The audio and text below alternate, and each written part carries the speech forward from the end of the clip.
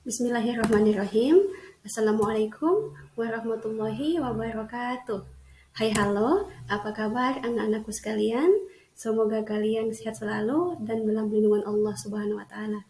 Senang sekali ya, hari ini kita masih bisa berjumpa kembali dalam mata pelajaran Sejarah Kebudayaan Islam. Anak-anakku sekalian, kelas 5, sudah siap belajarnya? Disimak ya teman-teman.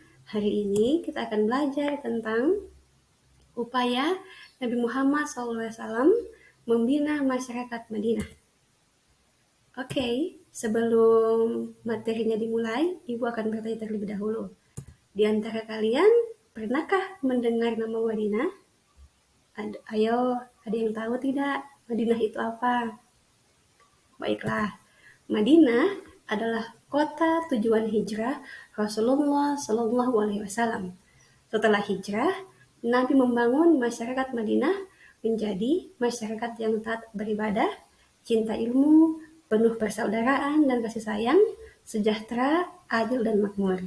Ya, seperti ini ya, kita lihat salah satu masjid yang ada di Madinah. Ya, kita lanjut ya. Upaya Nabi Muhammad SAW membina masyarakat Madinah. Yang pertama, pembinaan bidang agama. Yang kedua, pembinaan bidang sosial. Yang ketiga, pembinaan bidang ekonomi. Dan yang keempat, pembinaan bidang pertahanan. Lanjut ya, yang pertama adalah pembinaan bidang agama. Ada yang tahu tidak? Rasulullah pembinaan bidang agama dalam masyarakat Madinah apa sih? Mari kita lanjut. Yang pertama, membangun masjid. Nabi membangun masjid untuk tempat beribadah. Bukan hanya ibadah sholat, namun juga untuk kegiatan ibadah yang lain, seperti untuk kegiatan dakwah dan pengajaran agama, bermusyawarah tentang urusan umat, dan sebagainya. Masjid yang dibangun sejak saat Nabi tiba di Madinah adalah Masjid Nabawi. Ini ya penampakan Masjid Nabawi, teman-teman bisa lihat, megah ya. Ini adalah masjid pertama yang didirikan Rasulullah ketika hijrah di Madinah. Yang kedua, mengajarkan agama. Tujuan Nabi Muhammad hijrah ke Yathrib atau Madinah adalah untuk berdakwah.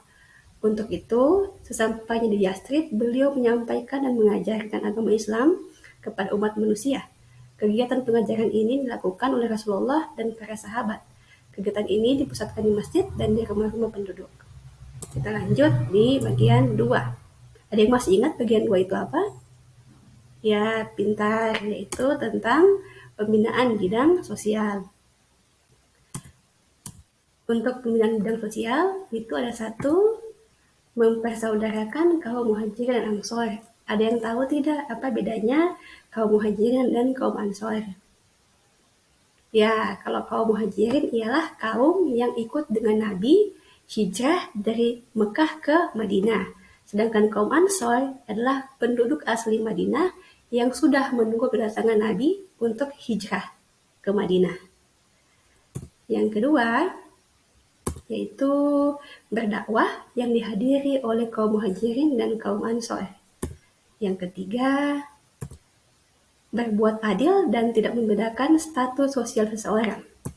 Yang keempat, melibatkan kaum muhajirin dan ansor dalam membangun masjid. Oke, yang ketiga ya teman-teman, yaitu tentang pembinaan bidang ekonomi.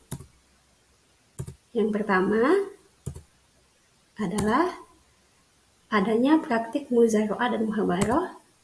Yang kedua, pemerataan lahan, kepemilikan lahan dan pertanian. Yang ketiga, memerintahkan para sahabat untuk mendirikan pasar.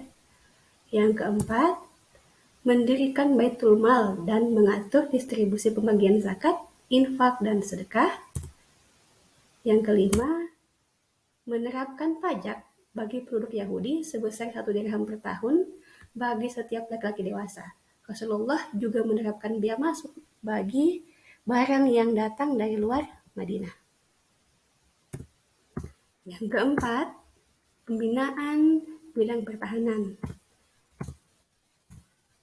Setelah 6 bulan di Madinah, untuk kepentingan pertahanan, Rasulullah membentuk satuan-satuan tentara atau syariah. Di antara pemimpin satuan pasukan tersebut adalah sahabat Hamzah, sahabat Ubaidah bin Harits, dan sahabat Sa'ad bin Abi Waqqas.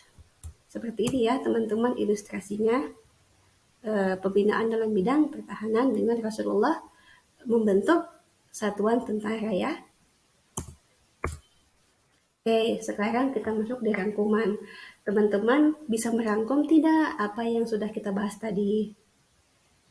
Oke, yang pertama, upaya Nabi Muhammad dalam membina masyarakat Madinah untuk bidang agama adalah dengan membina para sahabat melalui kegiatan masjid. Yang kedua, bidang sosial, yaitu menguatkan ikatan persaudaraan sahabat Muhajirin dan Ansor. Yang ketiga, bidang ekonomi, yaitu mendirikan pasar dan keterampilan bertani dan bercocok tanam. Dan yang keempat, bidang pertahanan, yaitu membentuk satuan pasukan keamanan. Teman-teman, sampai di sini dulu ya pembahasan kita kali ini. Terima kasih sudah menyimak. Semoga bermanfaat ya. Wassalamualaikum warahmatullahi wabarakatuh.